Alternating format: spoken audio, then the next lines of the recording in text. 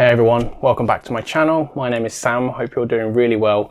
And on this channel I like to talk about all things film, Blu-ray, physical media collecting. And this video is just going to be a summary of the Blu-ray pickups I made in December.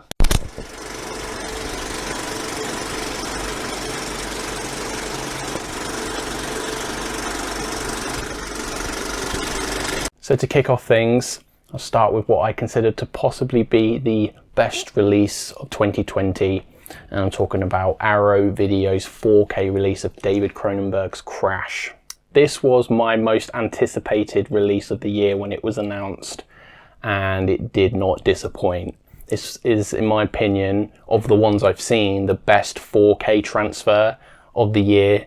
And it's one of the best films I've seen this year as well. I'm a huge David Cronenberg fan, and this is definitely in the realm of one of his more interesting, controversial films. The film follows a sort of a middle upper class couple that are quite bored with each other maybe, and on one unfortunate night the husband in the relationship crashes his car, and he's like sort of left sort of disfigured from his injuries and stuff. But from this he develops a sexual deviance in which he has a sexual fetish for car crashes. So it's a really obscure and strange concept for a film, but it is very, very interesting and very much in the realm of his other films about the human relationship between the human body and technology, sort of like Videodrome, which was sort of television and broadcasting, and then we have Existenz later in the 90s, which was like video games, and then Crash is more industrial, mechanical things like cars. So this disc is a 4K restoration of the NC-17 uncut version of the film. It has a fantastic audio commentary by film scholar Adrian Martin.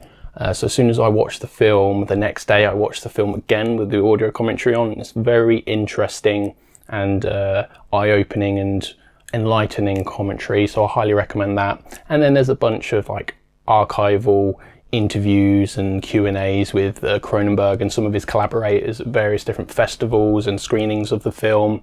And then there's a couple of short films on this disc as well, The Nest and At the Suicide of the Last Jew in the World, in the Last Cinema in the World. Really long name for a short film, but it's all very interesting, and I can't speak highly enough of this. This is probably my favorite release of the year. Next up is a second run release, and it's the worldwide debut of this film on Blu-ray. I'm talking about Tsai Ming-liang's, I'm not sure how you pronounce this one, but it's his film Goodbye Dragon Inn. So this is a Taiwanese film that is extremely slow cinema. The basic plot of this film is it's the last screening in this picture palace in Taipei City, and the film that's being screened is Dragon Inn, which is a classic wuxia martial arts film directed by King Hu, which is an amazing film. I highly recommend checking that one out.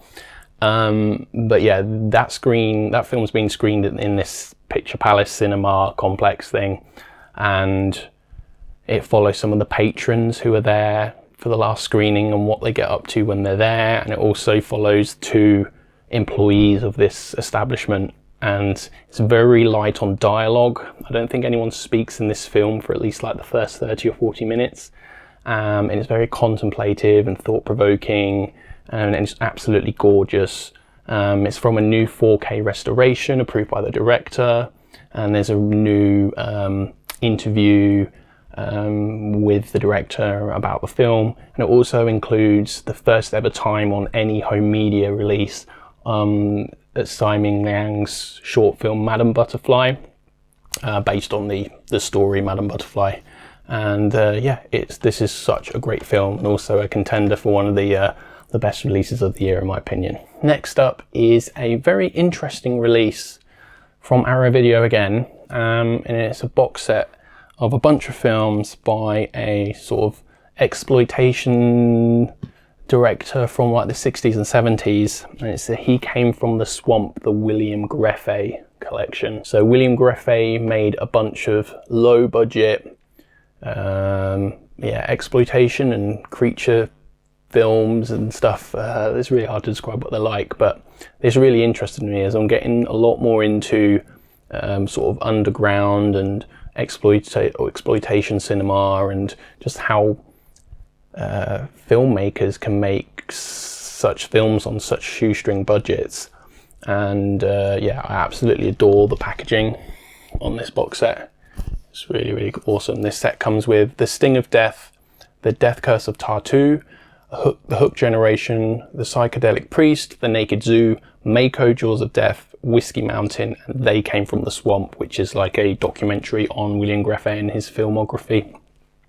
So I haven't finished this box set, but I've watched a number of films in it, and I have to say the standout film from this set is The Sting of Death. Sting of Death is an absolute blast. I watched this by myself and I was creasing with laughter, maybe for the wrong reasons. Basic premise of this film is a bunch of sort of college-aged young people sort of gather on this island in the Florida Everglades, and they have like a party there, but then the party is sort of ransacked by a mutant jellyfish man. The art direction and the budget and just the general look of this film is kind of hilarious, and I can imagine watching this in a big group of people would just be an absolute hoot. But even I enjoyed it just watching it by myself. Yeah, this is a really good time. However, I will say that these films in this box set come as double features, as they were originally made to be in a pairing at like a drive-in or a grindhouse or something like that. And the double feature on this is The Death Curse of Tartu, and I found that one to be quite a bit of a slog to get through.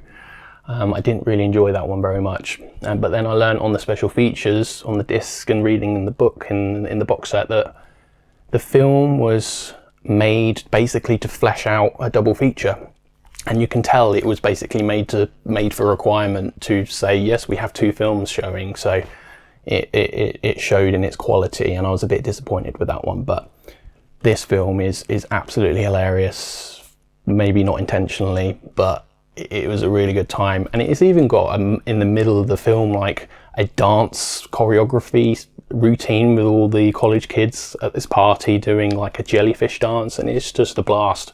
Next up is a release from 88 Films. Now, when it was announced, I wasn't sure I was going to get this. I think I recently spoke about this with someone in the community. I want to say Nathan, but I'm not too sure. But I basically said that I enjoyed this film series when I was younger, and then I revisited them when I was a little bit older, and I really didn't like them that much. But then my taste have changed and flip-flop all over the place as like my film journeys sort of progressed. But when I saw this was announced, I eventually thought, oh, I'm going to give these another go. And I'm talking about the I Know What You Did Last Summer box set from 88 Films. If it's got nothing else going for it, this is amazing artwork. So these films came out in the 90s, sort of a classic slasher type film. The original one has like Sarah Michelle Gellar and Jennifer Love Hewitt in it. And yeah, I'm interested to revisit these. All the discs include audio commentaries and loads of special features, and yeah, I'm really interested to going back into seeing what I think about these. So yeah, next up is a classic French film by director Mathieu Kossovich, and it's his sort of seminal film La Haine. So this is like the new 4K restoration by the BFI. And it's absolutely exquisite. It's a new 4K restoration. It has audio commentary by the director, although that's archival. That's from 2004, and it has loads of it's got a few short films from the director, and yeah, it's limited to 5,000 copies this release. So I don't anticipate it getting sold out like anytime soon. But if you are interested in this film, I'd pick it up sooner rather than later. But if you're not aware of La Haine, it follows the lives of 3 young French men who sort of live in the slums, sort of suburbs of France, and it just follows the day in the life of them and sort of their disillusionment with government and just their general life and quality of life. And it's extremely hard-hitting and very sort of almost neo-realistic in places, in terms of its tone and stuff, and I really love this. I remember watching this in French class when I was doing my GCSEs. So in the UK, that's when you're like 15, 16 years old, qualifications. So yeah, this comes with an awesome booklet, and yeah, if you've never seen La Haine, I highly recommend checking it out. And last but not least is a release I didn't think I was going to be able to pick up, at least at a reasonable price, but the manufacturer, after the original run of this sold out, said that they would be repressing it and that it wouldn't be limited. It's not a limited edition pressing, and I was very glad when it finally arrived. I'm talking about A24's special collector's edition of the 4K director's cut of Midsommar by Ari Aster. This is a contender for my favourite film of 2019.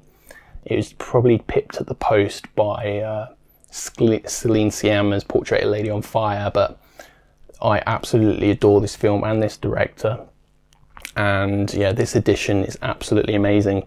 There comes with an awesome package design here, and I can't show you everything that's included in the booklet because it's not YouTube friendly or safe. But yeah, the 4K disc looks absolutely awesome, and I'm really interested to see if A24 release anything else from their catalogue in this sort of quality, because if they did a Hereditary one, I would jump at the chance of buying something like that from them. So that's it from my Blu-ray haul from December. I hope you enjoyed what I showed you.